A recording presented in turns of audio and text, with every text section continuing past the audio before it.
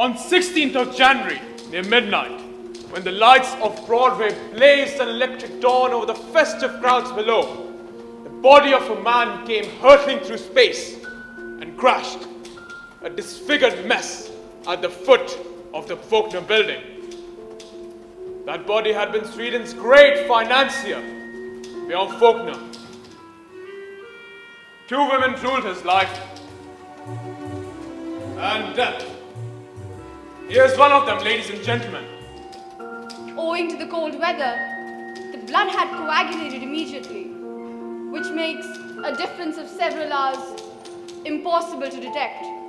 Therefore, it is possible that Faulkner had been dead longer than half an hour. Did you find any indication that death might have been caused by anything other than the fall? No, I did not. I go out, I look, and I yell. What do you see? No lights. Karen Andre's white gown shimmering in the moonlight. She's hoisting a man's body up on the parapet. A man in evening clothes. The district attorney is not to say ah and ooh during the testimony. Did you notice any evidence of a struggle in her clothes? Well, yes, sir. Her dress was all torn. It had diamond shoulder straps, and one of them was broken, so she had to hold the dress up with one hand. What did you think of that? Do I have to answer? You certainly do. Well, I wish she had broken the other From very first day this woman appeared, she was sleeping with a Faulkner. It isn't good thing when man forget line between his bed and his desk. But this woman put her cloth tight on board. The man out on the roof in the garden. It was dark, but I could see. He holding her in his arms so tight, I think he want to crush her bone. And then he bent her back so far, I think she fall in the reflection in the pool. And then he kissed her. And I think he never let his lips off hers. And then? You are very curious to know more. I danced with him that night. We danced in the garden, under the trees, and stopped on the edge of a pool. We were alone in the darkness, with the faint sound of the blue Danube waltz, filling the silence.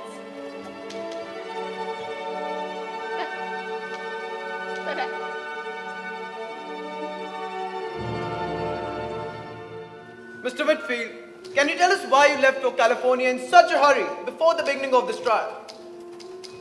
I think the answer is obvious. My daughter was crushed by the sudden tragedy.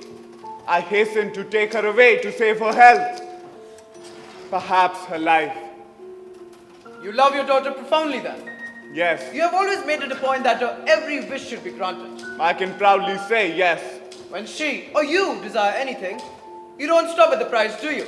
We don't have to. And would you refuse to buy her the man she wanted? Mr. Stevens, You wouldn't stop if it took your entire fortune to break the first unbreakable man you'd ever met. what sort of nonsense is this? Herr Whitfield, he do not like Herr Faulkner. What makes you think that? I heard what he said one day. Herr Faulkner was desperate for money, and Herr Whitfield asked him, sarcastic like, what he was going to do if his business crashed.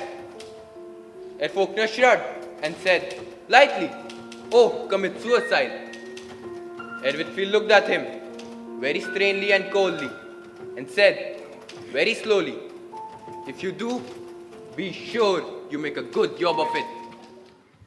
He knew it was the end. What were his plans, Miss Onwood? Larry, keep quiet, please, oh please, keep quiet.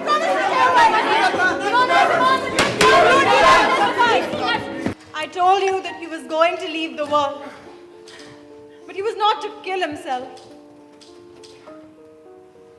I did throw a man's body off the penthouse that night, but that body was dead before I threw it. It was not beyond Faulkner. What would you do if a man were to take this woman you love so much and rape her? I'd cut his throat with a dull saw. You would. And you expect us to believe that you cut Regan, gangster, outlaw, scum of the underworld, would step aside with a grand gesture and throw this woman you wanted so much into another man's arms. We object, Your Honor.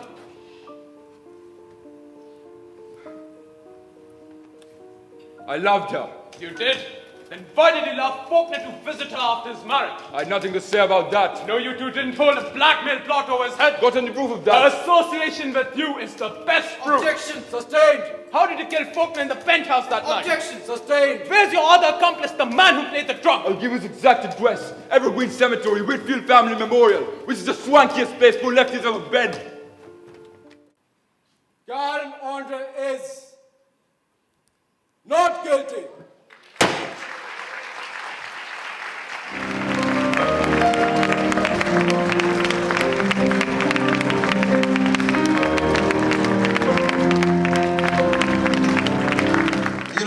I've been unfair to this girl. For the last 4 years, she's been playing old woman in our plays. Sorry, but kya karoge?